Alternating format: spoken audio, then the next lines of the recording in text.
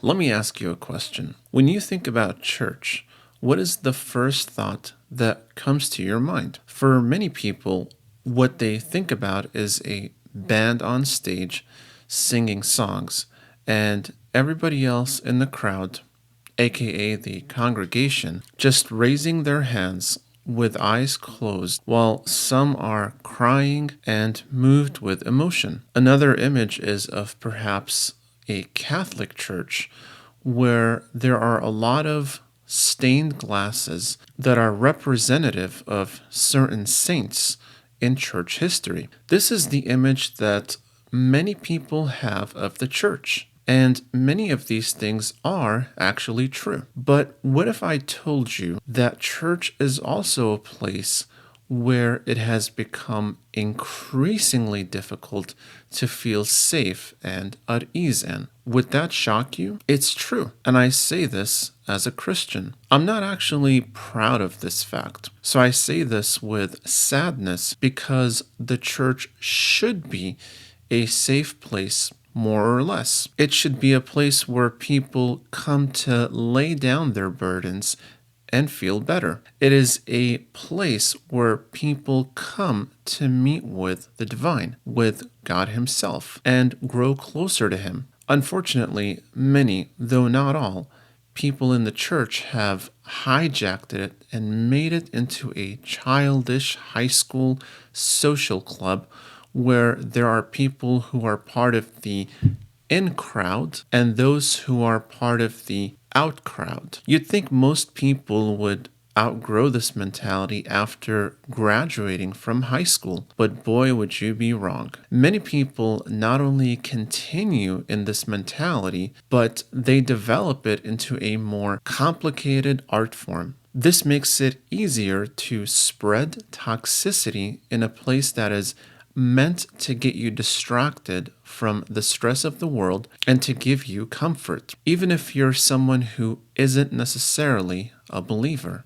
Unfortunately, a lot of people at church contribute to this toxicity, whether directly or indirectly. This starts with not following biblical principles and putting more emphasis on emotions rather than what the Bible says. Doing this would open up doors to emotionally manipulate people and control them psychologically. I've also noticed people in such churches tend to be more likely to suffer from some untreated mental illness, which manifests itself in dysfunctional thinking and behavior. Treating this isn't as easy as just quote unquote following the Bible. But if, as Christians, we believe in the authority of the Bible, then that is one foundational step we cannot ignore. It is imperative we read the Bible and apply it to our lives. Otherwise, we will not receive the blessings God has promised us. Those blessings aren't just some sort of financial compensation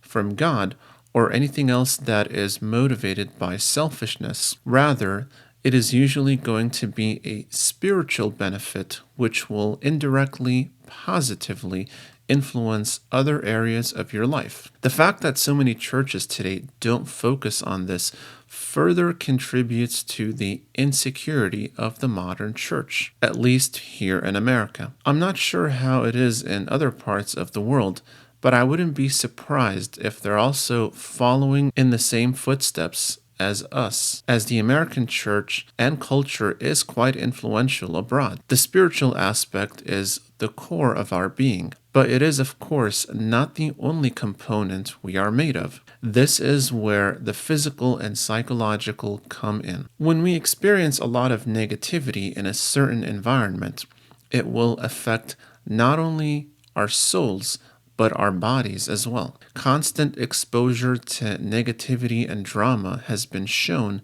to correlate with a lot of negative psychological and physical effects. This can look like chronic stress and getting sick, and also just being in a negative mood via being depressed and anxious, to name just a few examples. No one can tolerate this for a long time because it will just produce more serious negative effects, and their bodies will eventually break down, and, God forbid, will end up in a hospital for treatment if not treated properly. I know this may be an extreme example, but you get what I'm trying to say. It's very important to be aware of these things and not underestimate the effects they can have on you. Living in a state of ignorance might be beneficial in the short term, but in the long run, it will result in pain and chaos. On the whole, though, I think that church is still a better place to be in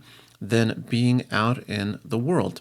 And here's why. You're more likely to find people who are down to earth and kind, despite the fact that many in the church have become colder and more distant. The environment itself also encourages positive and pure thinking, unlike many secular places like the mall or the club, where base instincts and hedonism are more encouraged. Even though I've had bad experiences in the church, I still like being there because my friends are from there and they are absolutely wonderful people. It was hard for me to find that outside of the church, mainly because secular people tend to be less giving and just more selfish. It made it very hard to relate to them because they live life in a very self-oriented way, whereas the Christians I met were more selfless and humble, contradicting the popular stereotype that